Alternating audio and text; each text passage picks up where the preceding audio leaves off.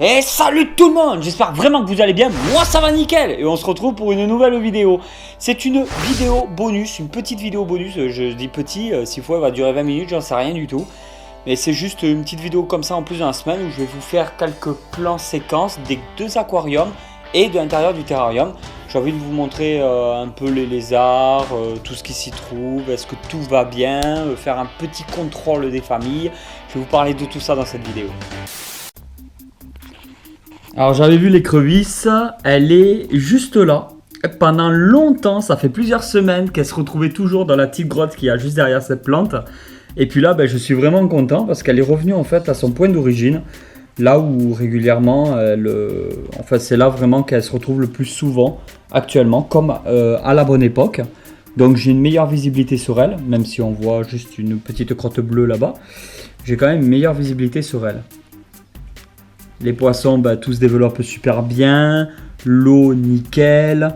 Là, il y a des grosses racines sur cette plante. Ça, c'est le tronc en fait qui part et qui fait qu'il y a les grosses feuilles au-dessus de l'eau. Alors, les grosses feuilles, elles tirent un petit peu la gueule, par contre, je trouve. Enfin, la plante se porte vraiment bien. Hein. Mais les feuilles, elles se font sessiles. Par exemple, elle a complètement cramé. Est-ce que je la coupe, je la taille, je la laisse comme ça, je ne sais pas trop. Mais à mon avis, cette feuille-là, elle est bien foutue. Voilà, ça part. Regardez un peu. Au niveau de la branche, en fait, il y a carrément la tige sous l'eau. Et la branche, elle se divise en plusieurs parties juste ici pour sortir les feuilles. Je crois que ça ne fleurit pas hein, comme plante. Les lézards, je vais essayer de vous en montrer quelques-uns. C'est assez difficile. Par exemple, il y en a un petit là. Juste là. Qui... Hop.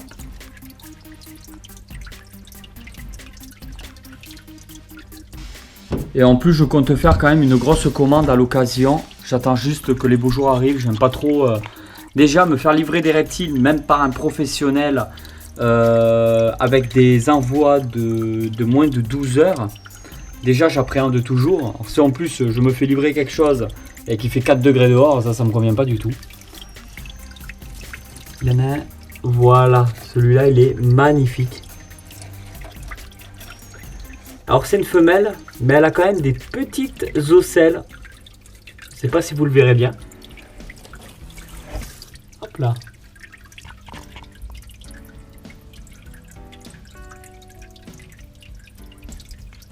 Et là, hop, on va regarder ça. Alors ça, c'est la boîte où ils avaient pondu. Pour l'instant, il n'y a pas d'éclosion. Hein. On va regarder un peu.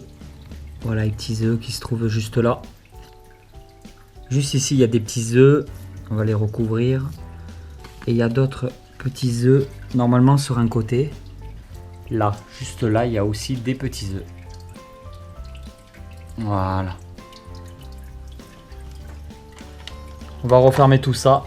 Ce qui évite que quand les bébés, les œufs éclos, de ne pas retrouver les bébés qui sont vraiment trop petits pour être directement dans ce grand terrarium.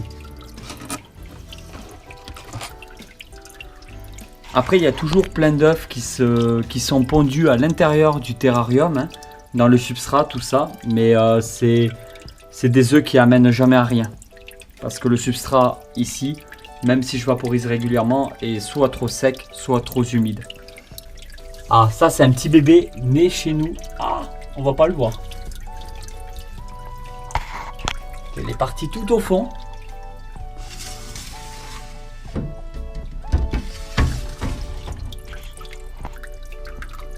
Alors il est...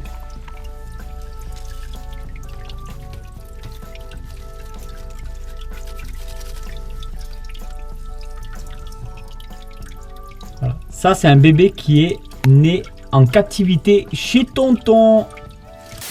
Voilà, comme vous pouvez le voir, il y a vraiment un surnombre de poissons, c'est impressionnant. Il y a beaucoup trop en population par rapport à la taille de cet aquarium là.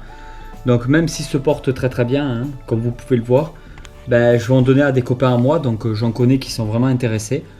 Alors hop, je vais prendre l'épuisette et puis au départ je voulais les donner carrément à vous, donc aux abonnés. Mais pour peu que vous soyez pas dans la région, moi personnellement je me vois pas faire de la livraison de poissons. Ça va les stresser, risque d'y avoir des poissons qui vont mourir.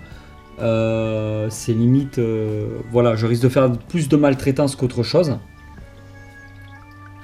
Donc je préfère le refiler à des gens en fait de la région toulousaine.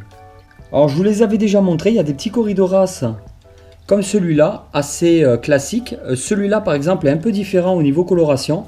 Alors j'y connais rien en corridoras.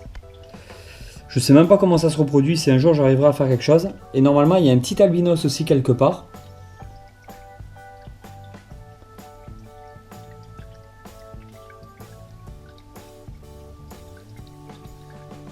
Ça fait longtemps aussi que j'ai pas vu mes petites crevettes.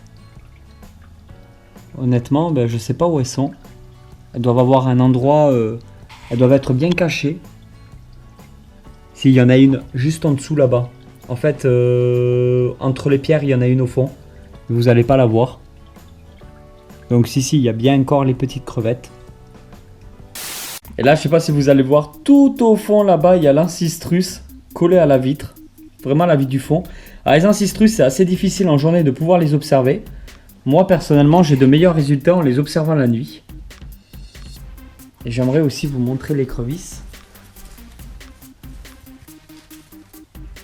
Ouais, mais l'écrevisse, j'y arriverai pas non plus à vous le montrer. Parce que pareil, l'écrevisse a tendance à surtout se déplacer la nuit. Et voilà tout le monde, j'espère vraiment que cette vidéo vous a plu. Si cette vidéo vous a plu, vous pouvez toujours la partager sur les réseaux sociaux. Moi je vous dis à très vite, mais vraiment très vite pour une nouvelle vidéo. Allez tout le monde, ciao ciao.